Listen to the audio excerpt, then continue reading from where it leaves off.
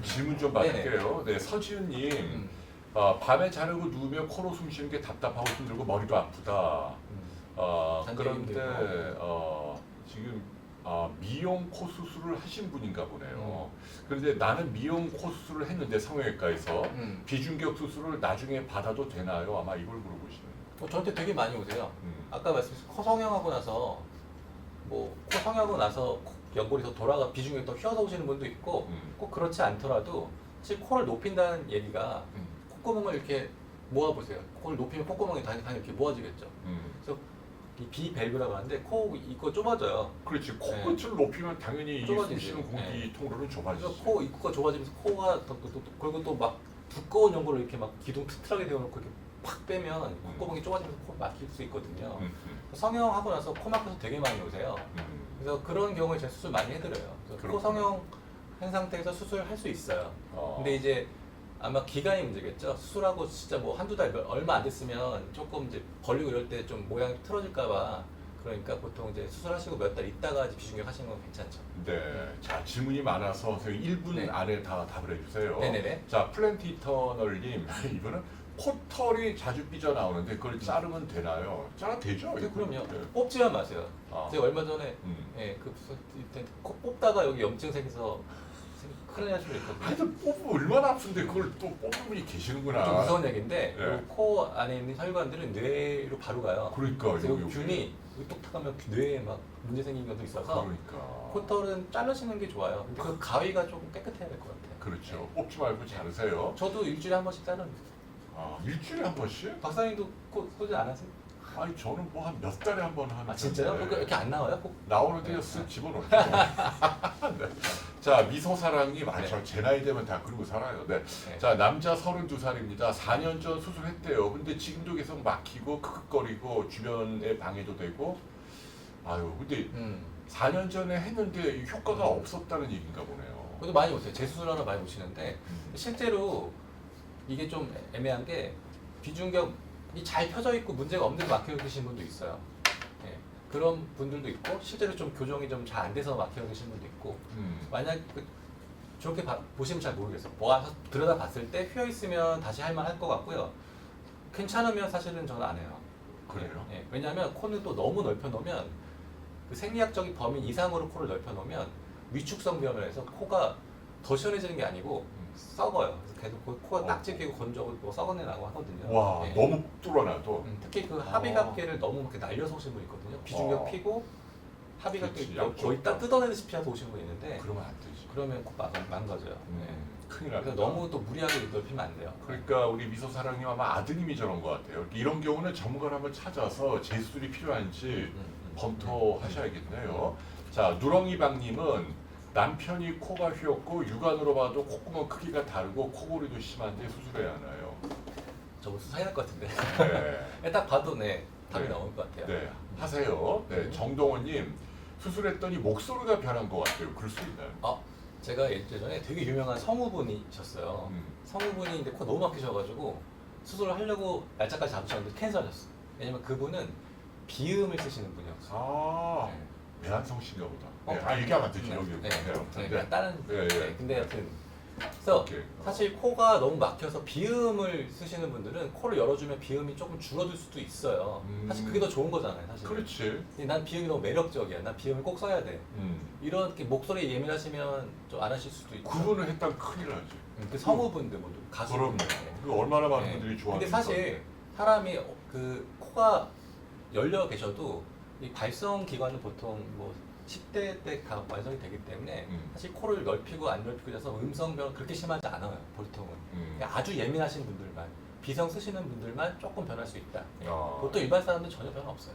음성에 변화는 네, 없다. 없어요. 이땡님이 노래도 잘해질 수 있는 노래를 잘하게 하는데 도움되냐? 네, 가수분들 많이 오세요. 특히 이 고음 파트하고 할 때 이 소리도 공명이잖아요. 이렇게 이거 아시죠? 이거 이렇게 공명하는 거. 네네.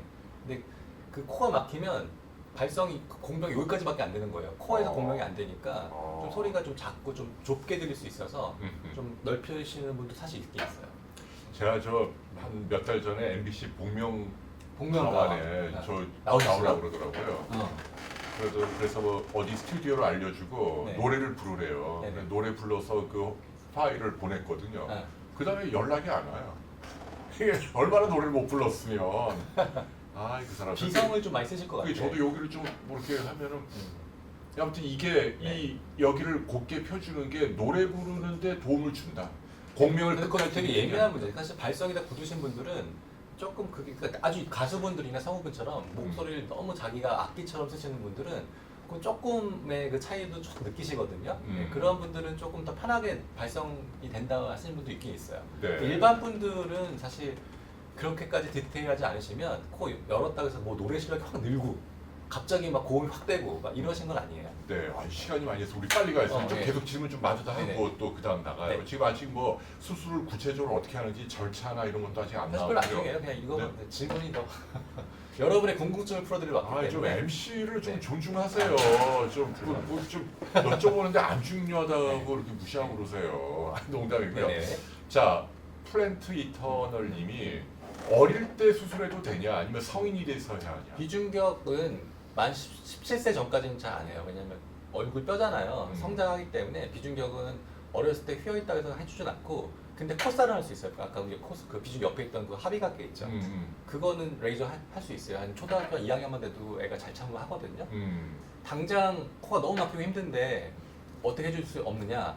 사실 7세 미만은 편도랑 아데노이드가 더 문제가 되는 경우가 있어요. 그렇지, 네. 안에. 네, 네. 특히 아데노이드가 크면 코 막히거든요. 그래서 그거 떼줘야 되고, 7세 이후부터 한 12살 이때까지는 그 성인과 좀 비슷한데 비중격 망곡증은 못 해요. 대신에 코블레이터만 해도 좀 우리 코딱지만 떼도 얼마나 시원합니까? 코가. 코블레이터라는 게 일종의 그 아. 열을 가해서 이렇게 네, 그렇죠. 그 지져주는 뚱뚱한 그 콧살을 수축시키는 이렇게 줄여주는 거. 이게 넣어서 이 비중격 좌우 양쪽에 있는 콧살 그거를 그렇죠. 줄여준다. 그거는 가능하다. 그건 어렸을 때 가능해요. 어. 그리고 나중에 근데 이거 재발할 수 있거든요. 그래서 일단 이렇게 먼저 그거만 해도 되게 애들 확 좋아져요. 그리고 몇 년 뒤에 나중에 이제 얘가 수술을 할 때가 됐을 때 그때 다시 막힌다 그러면 그때 비중격 해주면 돼요. 그러니까 비중격 수술 오늘 주제죠. 이거는 네. 성인이 돼서 하는 게 가급적 좋다. 만 17세 이후에. 네. 자, 토미리님 냄새 못 맡는 거 이거는 아까 했나요 우리가? 저 지금 충농증 수술을 했는데 냄새 거의 못 맡는데요. 충농증. 수술을 했는데 냄새 거의 못 맡는데요. 네. 이것이 정상입니까? 이건 조금 다른 문제인데 네. 사실 그 코의 냄새를 맡는 파트는 전체가 아니고요. 이 코 천장에서 맡아요. 그래서 이 코 천장에 후각신경이 분포하면서 냄새를 맡는 건데, 충혈주 수술에서 뭐 후각신경을 건드려서 냄새 못 맡을 수도 있겠지만 그건 사실 좀 애매해서 그건 좀 검사가 필요할 것 같아요. 아까 이 오늘 주제인 이 비중격 수술은 냄새와는 큰 상관이 없고 냄새 상관없어요. 음성에도 큰 문제가 없다. 그렇죠, 그 사실은. 얘기고. 자, 서세하님 질문이 좀 어렵네요. 이모 대학병원에서는 비중격이 확실하다, 수술하자 그랬는데 에스모 대학병원에서는 CT 했더니 비중격이 전혀 없고 하지 말라. 그리고 현재는 비중격은 그대로 두고 양옆에 비갑계 상용술만 2번 했다. 그리고 스프레이로 관리하고 있는데 과연 이거를 해야 되냐 말아야 되냐 물어보시네요. 이런 경우도 있나? 어떻게 대학병원에서 한쪽은 있다 없다 그러죠? 그러게요. 제가 봐야 할 것 같은데. 근데 일단 네. 좀 예외적인 경우인가 보네. 근데 이제 비각계 성형술 2번 했다는 얘기는 했는데 별로 안 시원해서 다시 한 번 했다는 것 같거든요. 그러니까 망곡증 있을 가능성이 높은데. 사실 근데 아까 처음에 하려다 말았는데 비중격 수술 다 할 필요가 없어요. 그 얘기는 이제 좀 이따 해주세요. 그게 굉장히 중요한 얘기니까. 음. 아까 인구의 70%가 비중격이 다 휘어 있는데 그 사람들이 다 수술해야 하는 건 아니라는 그렇죠. 얘기잖아요. 네. 자, 강나영님은 한 번 수술하면 재발하지 않나요? 비중격을 한번 잘 펴놓으면 평생 갈 수 있어요. 다시 휘는 경우 별로 없습니다. 잘 못하면 처음부터 못 피면 이제 그게 나중에 휘었다고 하시는데 사실은 잘 펴놓으면 안 휘어요, 잘. 조텐셜님이 28 남자인데 어릴 때 비중격 수술을 권해서 성인이 되자마자 대학병원에서 했대요.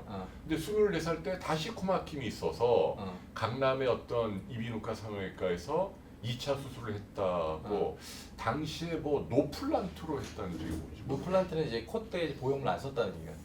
그 실리콘 보형물 안 쓴 코. 그러니까 성형 수술인데 그래서 코막힘도 생기고 콧대도 많이 낮아져 재수술하고 싶다 해요 말은. 이거 조금 어려운 얘기인데 되게 많이 오시거든요. 비중격 예전에 몇 번 했어. 근데 별로 안 펴졌고 코는 계속 막히고 근데 성형도 하고 싶어. 사실 비중격 연골을 다 이렇게 손대려면 그 연골 다시 못 쓰거든요.